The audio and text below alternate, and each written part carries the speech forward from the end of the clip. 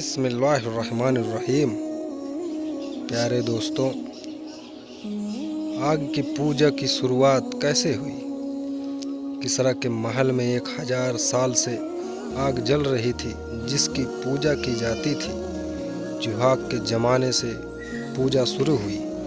جوحاک ایک مرتبہ شکار کو نکلا، ایک سانپ حملہ ور ہوا۔ اس نے اسے پتھر مارا، پتھر ایک دوسرے پتھر پر پڑا، اس سے شعلہ نکلا۔ شعلے نے سانپ کو لپیٹ میں لے لیا۔ اس نے کہا، یہی میری نجات کا ذریعہ ہے۔ یہاں سے آگ کی پوجا ایران میں داخل ہوئی۔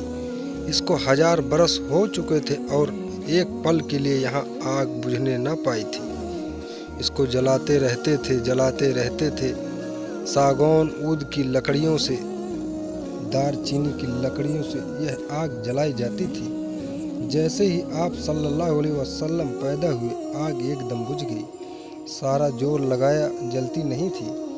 آپ کی پیدائش پر اللہ کی خوشی، اللہ تعالیٰ نے ربیع الاول سے اگلے ربیع الاول تک پوری دنیا میں ہر عورت کو بیٹا دیا، کسی کو بیٹی نہیں دی۔ اپنے نبی کے اعجاز میں ایک سمندر کی مچھلی نے دوسرے سمندر کی مچھلیوں کو جا کر مبارکباد دی۔ دیکھنے میں یتیم پیدا ہو رہا ہے، عالم میں تبدیلی اس طرح آ رہی ہے، بت گر رہے ہیں، آگ بجھ رہی ہے، آسمانوں پر چراغ، سمندروں میں خوشیاں، فضاؤں میں خوشیاں۔ ظاہری اسباب یہ ہے۔ جب حضرت آمنہ نے گود میں لیا تو حیران ہو کر دیکھ رہی ہے، یہ بچہ کیسا ہے، یہ بچہ کیسا ہے۔ ادھر ان کے گھر کی چھت پھٹ گئی، ایک بادل اندر آ گیا۔ ایک دم بادل پھیلا اور ایک لمحے کے لیے حضرت آمنہ کو محسوس ہوا کہ بچہ گود میں نہیں ہے، گود خالی ہے، اور اس بادل کے اندر سے آواز آئی، اس بچے کو پورب و پچھم پھرا دو، اتر دکشن پھرا دو، تاکہ سارا جہان اس کے نام کی صفات کو پہچان لے۔ علامہ سیوطی رحمہ اللہ علیہ نے ایک روایت میں نقل کیا ہے کہ جس دن آپ صلی اللہ علیہ وسلم پیدا ہوئے، اس دن سے لے کر اگلے پورے 1 سال تک اللہ تعالیٰ نے کسی عورت کو بیٹی نہیں دی، سب کو بیٹا عطا فرمائے، اور آپ صلی اللہ علیہ وسلم ختنہ کے ساتھ پیدا ہوئے۔ آپ صلی اللہ علیہ وسلم کا ختنہ نہیں کیا گیا، آپ صلی اللہ علیہ وسلم ختنے کے ساتھ پیدا ہوئے۔ آپ صلی اللہ علیہ وسلم پاک پیدا ہوئے۔ آپ صلی اللہ علیہ وسلم پر غلاظت نہیں لگی ہوئی تھی۔ جیسے ہی آپ صلی اللہ علیہ وسلم پیدا ہوئے، سارا کمرہ روشن ہو گیا۔ حضرت آمنہ فرماتی ہیں کہ پورب پچھم میرے سامنے کھل گئے، شام کے محل دیکھے، مدائن کے محل دیکھے، ہیرا اور یمن کے محلات کو اللہ پاک نے دکھایا، ساری کائنات کو روشن کر دیا۔